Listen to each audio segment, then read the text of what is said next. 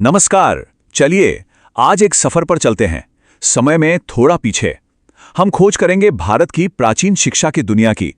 ये एक ऐसी यात्रा है जो हमें उस दौर में ले जाएगी जब सीखने का तरीका आज से बहुत अलग था, लेकिन यकीन मानिए उतना ही एडवांस्ड और असरदार भी था। तो इस सफर में हम क्या क्या देखने वाले हैं? देखिए, हम 5 हिस्सों में बात करेंगे। सबसे पहले हम भारत की उस प्राचीन शिक्षा की दुनिया को समझेंगे। फिर देखेंगे कि वो किन पिलर्स पर टिकी थी। इसके बाद बात होगी उन लेजेंडरी नॉलेज सेंटर्स की। फिर हम इसकी अच्छाइयों और बुराइयों दोनों पर नजर डालेंगे और आखिर में ये समझने की कोशिश करेंगे कि ये प्राचीन ज्ञान आज हमारे लिए कितना रेलेवेंट है। तो चलिए शुरू करते हैं। पहला कदम रखते हैं उस दुनिया में जहां ज्ञान सिर्फ किताबों या इमारतों तक ही सीमित नहीं था। ये भारत की सीखने की वो प्राचीन दुनिया है जो आज के स्कूलों के बनने से सदियों पहले फल फूल रही थी। कभी सोचा है कि जब आज की तरह स्कूल कॉलेज नहीं हुआ करते थे, तब लोग सीखते कैसे थे? पढ़ाई लिखाई होती कैसे थी? यही सवाल हमें सीधे भारत की उस जबरदस्त स्वदेशी शिक्षा व्यवस्था के दिल में ले जाता है। और देखिए, ये कोई छोटी मोटी व्यवस्था नहीं थी।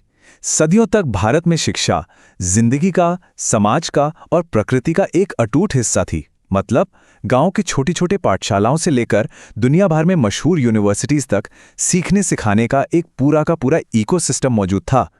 तो सवाल ये है कि ये अनोखी शिक्षा प्रणाली, इसकी नींव क्या थी?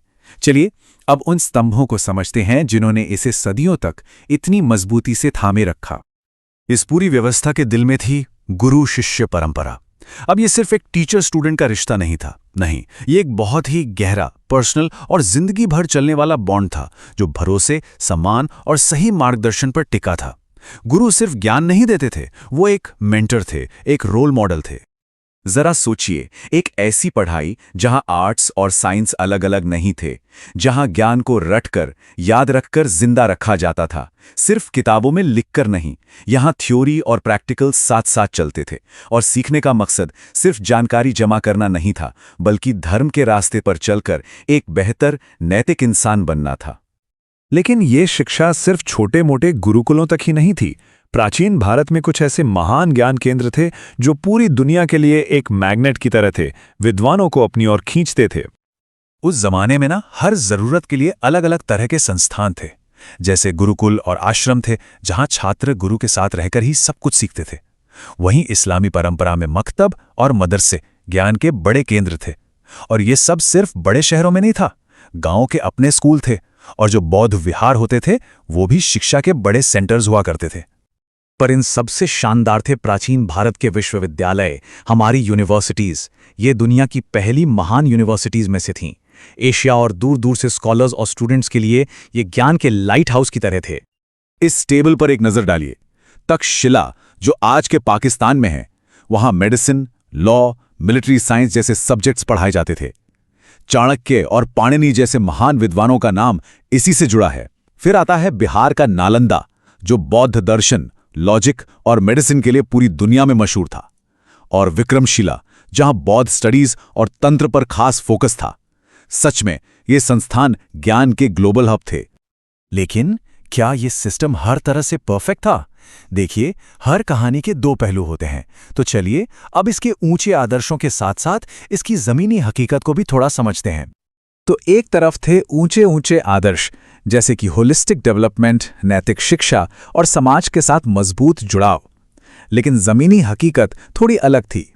समाज में जो जाति व्यवस्था थी, उसने शिक्षा को सबकी पहुंच से दूर कर दिया।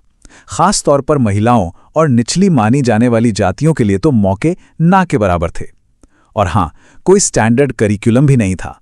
मतलब हर जगह पढ़ाई का अपना अलग अलग तरीका था। तो फिर इतनी मजबूत व्यवस्था आखिर कमजोर कैसे पड़ गई?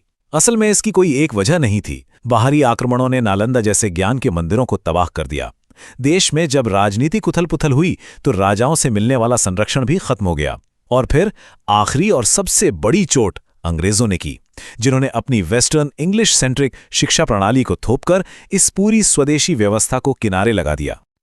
चलिए अब वापस आज के समय में लौटते हैं।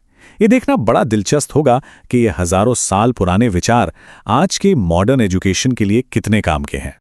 भारत की जो नई नेशनल एजुकेशन पॉलिसी 2020 है, वो समग्र और बहुविषयक शिक्षा की बात करती है और करके सीखने पर यानी एक्सपीरियंशियल लर्निंग पर बहुत जोर देती है। अब मजे की बात यह है कि ये आइडिया कोई नया नहीं है।